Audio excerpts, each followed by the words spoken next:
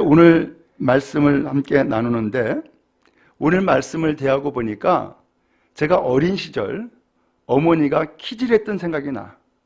여러분, 키가 뭔지 아세요? 네, 아시죠? 옛날에는 왜 이렇게 쭉정이가 많았나 모르겠어. 그리고 또 밥을 해도 돌이 또 많았어. 그래서 키질 해가지고서는 알곡 모아드리고 쭉정이는 날려보내고, 그 다음에 또 조리질 해가지고서 돌 걸러내고, 그리고서 밥을 하지 않았었어요? 근데 오늘 성경에 보니까는 이 알곡과 쭉정이에 대한 말씀이 나오는데 그 생각이 나는 거야. 그러면서 키질을 하는데 참 이 키가 참 좋은 것이, 그 곡식을 놓고서는 키질을 하게 되면은 알곡은 안으로 들어와요. 근데 쭉정이는 밖으로 날아가 버려요. 그러면서 알곡과 그 다음에 쭉정이를 구분하는 작업을 키질을 통해서 하게 되죠. 오늘 주님께서 이 키질할 날이 온다는 거예요. 주님께서. 그래서 이 키질할 날이 와가지고서 알곡이 누군지, 쭉정이가 누군지 구별하시겠다는 거예요. 여러분, 알곡은 뭐예요? 열매가 있는 것이 알곡이에요. 쭉정이는 뭐예요? 껍데기는 있는데 거기 안에 열매가 없는 것이 쭉정이에요. 오늘 하나님은 우리에게 바로 열매를 맺기를 원하고 계시는 거예요. 그러므로 열매 맺는 백성 되어지기 바라고, 그런 의미에서 오늘도 하나님 앞에 승리하고 복을 받는 우리 성도 다 되기를 주님의 이름으로 축원합니다. 예수님이 이 세상에 오시기 전에 요한이 먼저 왔어요. 딱 6개월 전에. 6개월 전에 요한이 와가지고서 외쳤어요. 1절에 보니까는 광야에서 전파했다라고 했는데, 광야로 이야기하면은 이 광야는 물이 없고 나무가 없고 그 다음에 양식이 없는 것이 광야예요.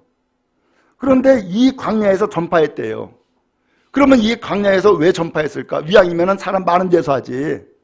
이 광야가 그런 의미에서 도시에서 살지 못하고 외곽으로 벗어난 사람들, 그러면서 어렵고 힘든 환경에서 살아가는 사람들이 때에 따라서 이 광야에 있단 말이에요.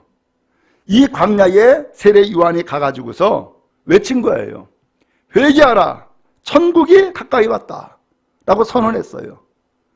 이 요한이 그렇게 선언하면서 선지자 이사야의 말씀을 통하여서 이 요한이 누군지를 말씀하고 있는 거예요. 광야에 외치는 자의 소리가 있어 이르되 너희는 주의 길을 준비하라, 그가 오실 길을 곧게 하라 라고 말씀했다 라고 선언하고 있어요.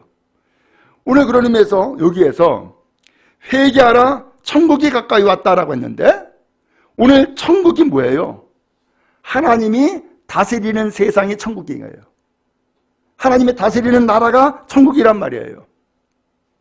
오늘 하나님의 나라가 지금 가까이 왔는데, 이 하나님의 나라의 다스림을 받기를 원한다면, 하나님의 나라에 들어가기를 원한다면 뭐 하라고요?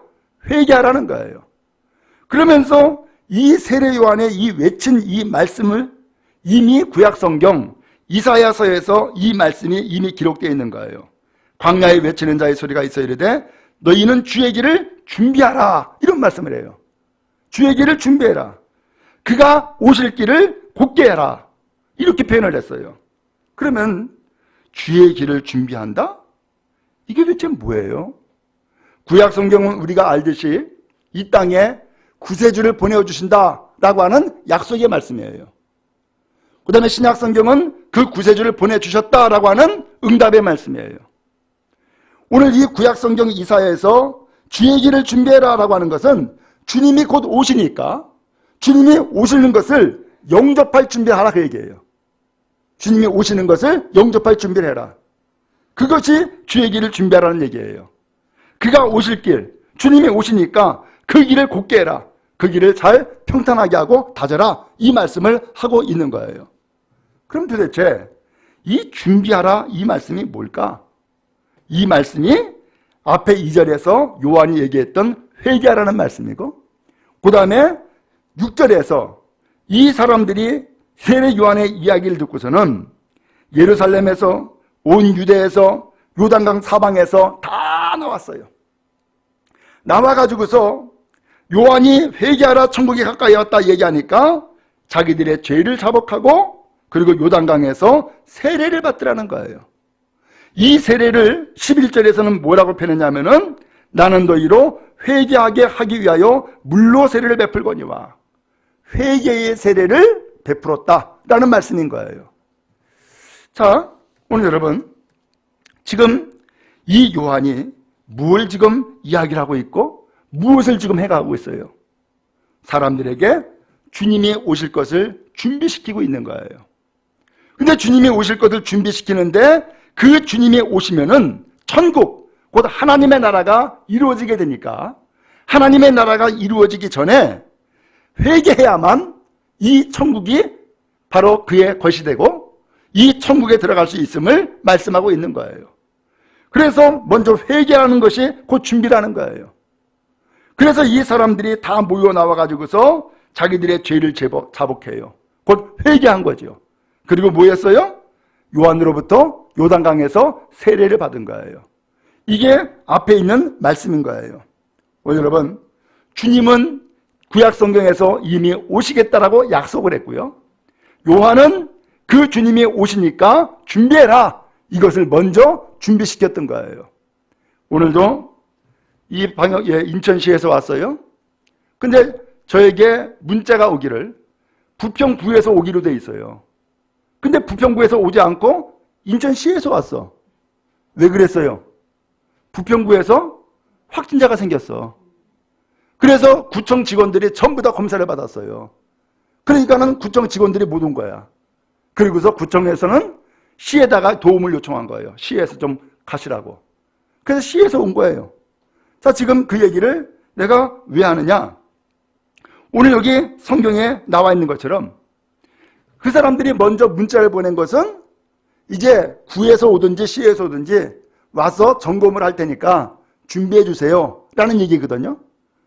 오늘 그런 것처럼 먼저 세례 요한이 예수님이 오시기 전에 먼저 와가지고서 사람들에게 이야기한 거예요. 여러분, 주님의 나라가 곧 오니까 준비하세요, 준비하세요.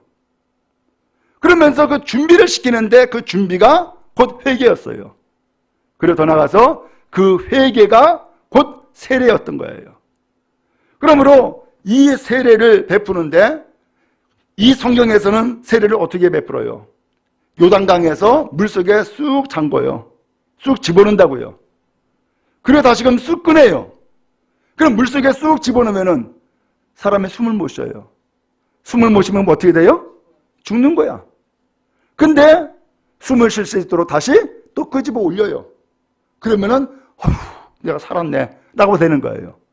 이게 세례예요. 얼마나 간단해요? 근데 이게 무슨 뜻이에요? 나는 과거는 나의 옛생활은 죽었습니다. 그 뜻이에요. 그리고 다시금 끌어올리는 것은 나는 이제 예수 믿고 새 생명 얻었습니다. 구원받았습니다. 이 뜻인 거예요. 그게 세례예요. 얼마나 간단해요. 근데 이 세례를 지금 요한이 먼저 이 사람들에게 베풀므로써 주님이 오실 것을 준비하고 있다는 거예요. 여러분, 주님이 이 땅 가운데 오시겠다고 약속했죠. 오늘 여러분들은 그 주님을 마음으로 믿고 입으로 신하여서 영접하고 받아들이지 않았습니까? 오늘 이 시대에 세례 요한이 바로 그 일을 시킨 거예요. 여러분, 주님이 오시니까, 주님의 나라가 이제 곧 다가오니까 준비하세요. 그 준비가 뭐냐? 여러분, 회개하는 겁니다. 그래서 여러분들이 회개하면은 내가 세례를 베풀겠습니다 라고 하면서 세례를 베푼 것이 곧 회개의 징표가 된 거예요. 그리고 구원받은 징표요, 새 사람의 징표가 된 거예요. 오늘 여러분, 그런 의미에서 오늘 주님 앞에 나와서 예배할 때에 먼저는 오늘 우리에게 가장 소중한 것은 주님을 영접하는 거예요. 주님을 모시는 거예요. 그러면서 천국의 삶을 살아가는 거예요. 주님 모시고 살아가는 여러분 다 되기를 주님의 이름으로 축원합니다. 그 예수님이 주님이라고 우리가 고백하고 영접을 하는데 그 주님을 영접한다는 게 뭐예요? 지금까지는 내 인생이 내가 주인이었어. 그래서 내 마음대로 살았단 말이에요. 그런데 내 마음대로 살다 보니까는 하나님도 모르고 하나님의 말씀도 귀를 기울이지 않고 내 감정대로, 내 의지대로, 내 뜻대로 마음대로 살았단 말이에요. 그러면서 하나님을 거역했고 말씀 듣지 않았으며 하나님의 뜻을 따르지 않았단 말이에요. 이런 모든 삶을 이제 회개하라는 거예요. 그리고 이제는 하나님의 아들 예수님이 내 인생의 주인입니다. 그리고 나는 이제 주인을 새롭게 모시고 그 주인 앞에 충성하면서 살겠습니다 라고 하는 고백과 다짐을 하는 것이 예수 믿는 거예요. 그게 예수님 영접하는 거예요. 오늘 여러분 예수님 영접하셨습니까? 그렇습니까? 네.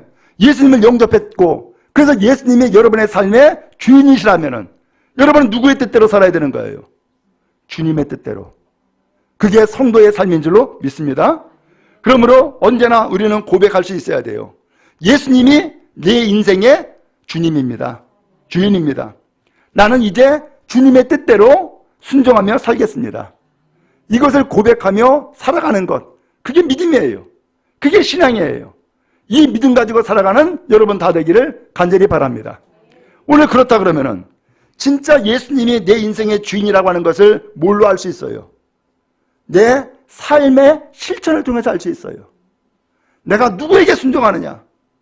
누구의 말을 듣느냐? 누구의 뜻을 따르느냐? 그것이 내가 주인이 누구인지를 알 수 있는 길이 되어지는 거예요. 여러분 당장에 그렇잖아요.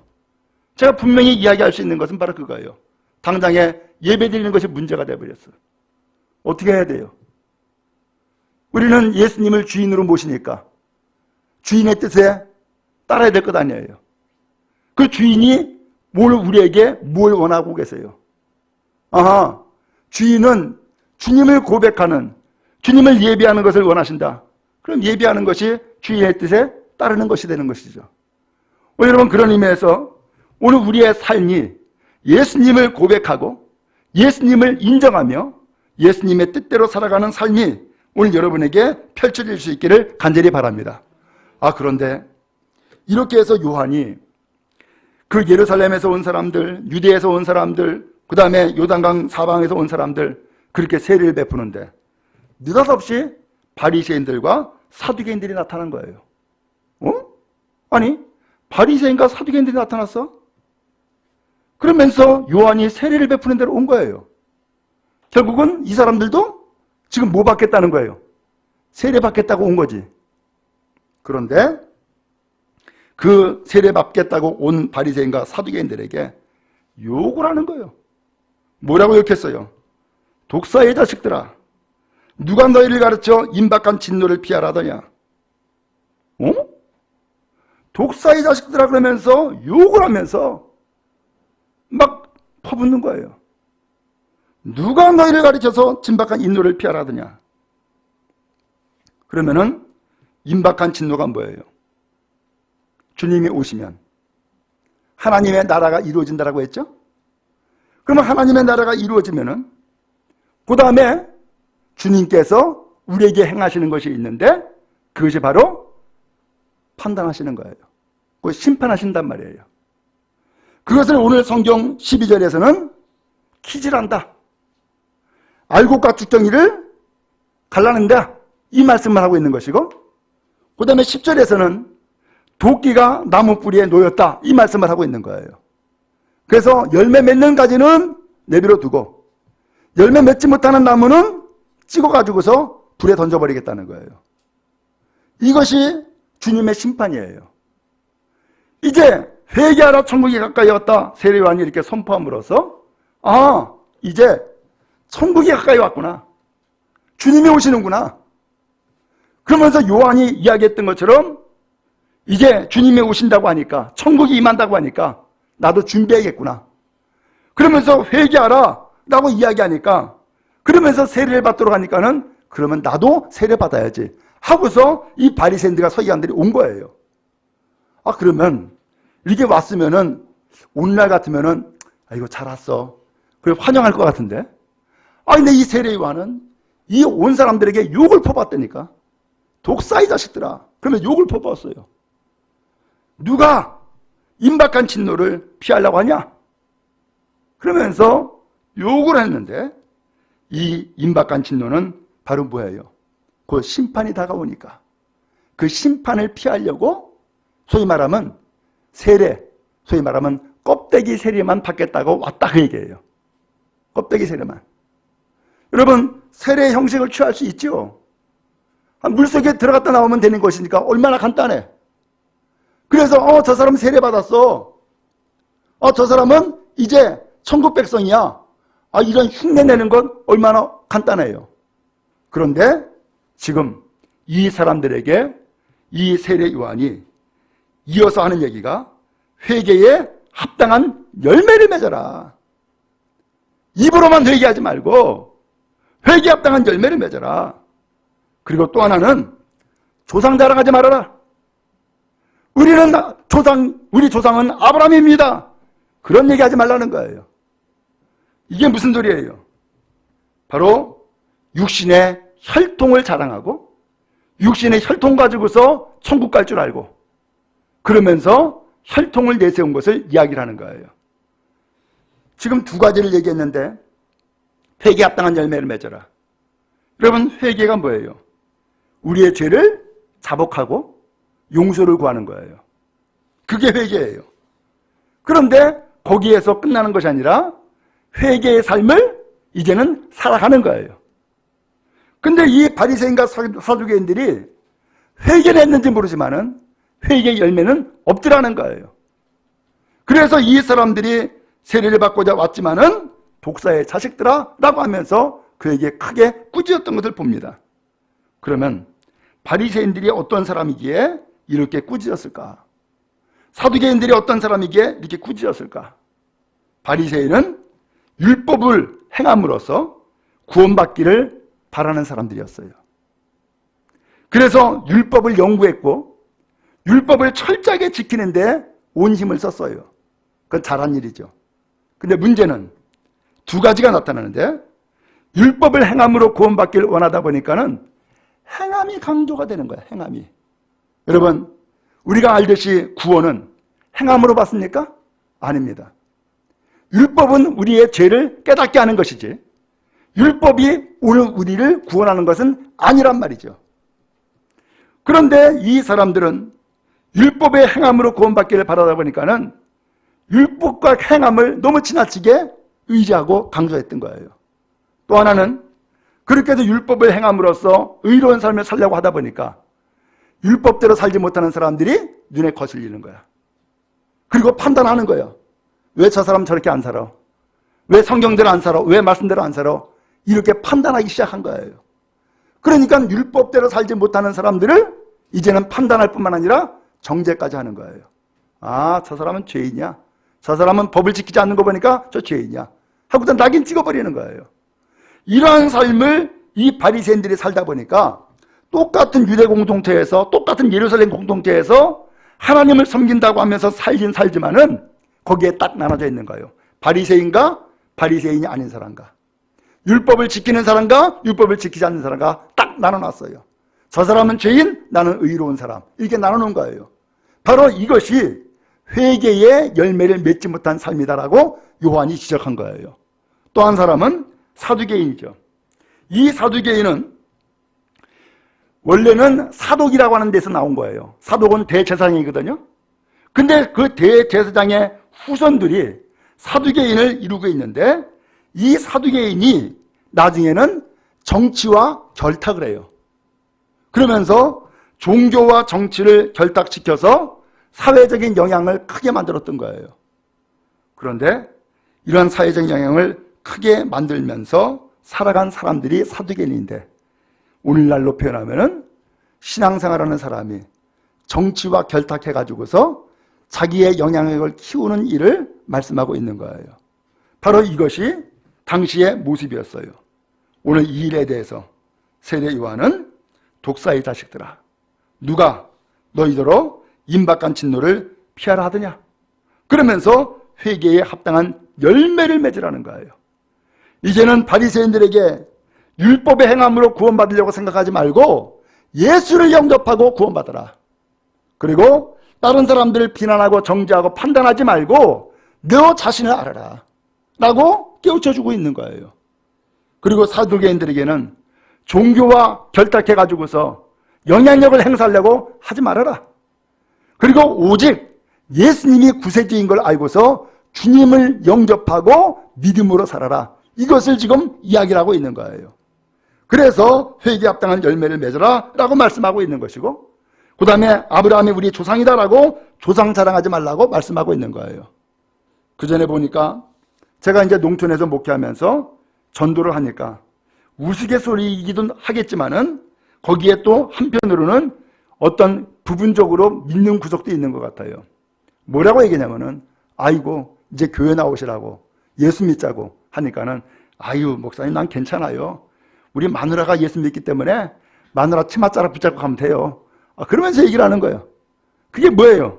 지금 여기서 표현하면은 조상 자랑하는 것이지, 혈통 이야기를 하고 있는 것이지, 주님을 의지하면 구원받는 것인데 주님을 의지하는 것이 아니라 사람 의지하고 구원받으려고 하는, 그리고 천국 가려고 하는 그런 얄팍한 생각에 빠져 있는 것이죠. 오늘 여러분 이 일에 대해서 오늘 세례요한은 말씀하는 거예요. 주님이 심판하신다. 그러면서 10절에 도끼가 이미 나무 뿌리에 지금 놓여져 있다. 좋은 열매를 맺지 않는 나무는 찍어서 불에 던진다. 그러면서 주님의 심판이 있게 된다라고 말씀하고 있는 거예요. 그러니까 너희들 회개해라. 그러면서 11절에 얘기하죠. 나는 너희로 회개하게 하기 위하여 물로 세례를 베풀거니와 하면서 회개해라. 그리고 세례를 받을 것을 이야기를 하는 거예요. 그런데 이것이 끝이 아니라 그 다음에 이런 이야기를 하죠. 내 뒤에 오시는 이는 나보다 능력이 많으시니 나는 그의 신을 들기도 감당하지 못하겠노라. 그는 성령과 불로 너에게 세례를 베푸실 것이요. 그랬어요. 세례 요한은 회개의 세례를 베푼다 한다면, 요한 뒤에 오시는 그 주님은 성령과 불로 세례를 준다는 거예요. 그럼 도대체 이 성령과 불로 세례를 준다는 얘기가 무슨 뜻이에요? 여러분, 성령이 임하시는 것은 그리스도의 영이 임하는 겁니다. 그리고 불로 너에게 세례를 베푼다라고 표현했는데, 사도행전 4장인가 보면은 제자들이 세례받는 내용이 나와요. 성령이 임하는 내용이 나와요.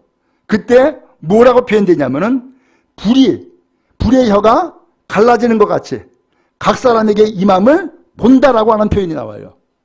성령이 임하는 표현을 불이 임한다라고 표현하고 있었던 거예요. 오늘 여기 보니까 성령과 불로 너에게 세례를 베푼다. 불은 모든 것을 태워버려요. 그리고 이 불은 우리로 하여금 뜨겁게 해요. 그래서 실제로 여러분 경험하셨겠지만은 성령을 체험하게 되면은 어떻게 돼요? 마음이 뜨거워져요. 실제로 너무 뜨거워가지고서 뜨거워 하는 사람도 있어요. 그 성령의 이 체험을 체험한 사람은 그 성령을 통하여서 그의 죄가 가만히 태워지는, 소멸시키는 그러한 은혜도 경험하게 된단 말이에요. 여러분, 주님은요 오늘 우리에게 임하셔요. 근데 임하시는데 우리에게 그리스도의 영, 곧 성령으로 불로 우리 가운데 임하셔서 오늘 우리에게 온전히 내주하길 원하세요. 진정한 주님이 되길 원하신단 말이죠. 그러므로 입으로만 주여가 아니고 율법주의 이 바리새처럼 율법만 가지고서 나는 행실이 올바르니까 난 구원받은 사람이야, 이게 아니고, 그 다음에 또 사두개인들처럼 그래도 세상적인 권력과 힘을 가지고 있어야지 하면서 사두개인과 같은 삶을 살아가는 것을 원하지 아니하고, 오직 예수님이 내 삶의 구세주인 것을 고백하고 주님의 뜻에 합당한 삶을 살아감으로써 삶의 열매를 맺고 살기를 원하시는 거예요. 그것이 하나님이 다스리는 나라, 곧 천국이 되어지는 거예요. 오늘 이 일을 위해서 세례 요한은 미리 준비하고, 그리고서는 예수님이 오실 것을 예비하는 사람으로 지금 사역을 감당해 나가고 있는 거예요. 여러분, 주님은 지금도 오늘 우리에게 손에 키를 잡고 기다리고 계세요. 그리고서 오늘 우리를 참으로 열매 맺기를 원하여서 알곡과 쭉정이를 나누신단 말이죠. 오늘 여러분, 그 알곡은 열매가 있는 곡식이 알곡이에요. 쭉정이는 열매가 없는 곡식이 쭉정이에요. 오늘 겉의 모양은 똑같아요. 그러나 속은 전혀 다른 거란 말이죠. 여러분, 우리는 어떠한 신앙의 삶을 살아야 될까요? 바라기는 알곡신자 되기를 주님의 이름으로 축원합니다. 열매를 맺길 바랍니다. 그래서 오늘 우리의 삶이 진정 변화가 되어지고 진정 예수님을 고백하는 믿음의 사람으로 살아가는 은혜가 있기를 간절히 바랍니다. 주님은 여전히 살아계십니다. 주님은 여전히 우리 가운데 계십니다. 그리고 오늘 우리에게 키를 들고서 주님은 오늘 우리를 분명히 구별하기를 원하십니다. 바랍니다. 우리 교회 그리고 온 성도들 알곡신자 되기는 은혜가 있기를 간절히 바랍니다. 그래서 가면 알곡은 안으로 모아드리고 죽정이는 밖으로 나아가서 꺼지지 않는 불에 태운다라고 배놨던 것처럼 오늘 우리는 하나님 앞에서 알곡신자로서 복된 삶을 살아가는 거룩한 은혜가 넘치기를 간절히 바랍니다.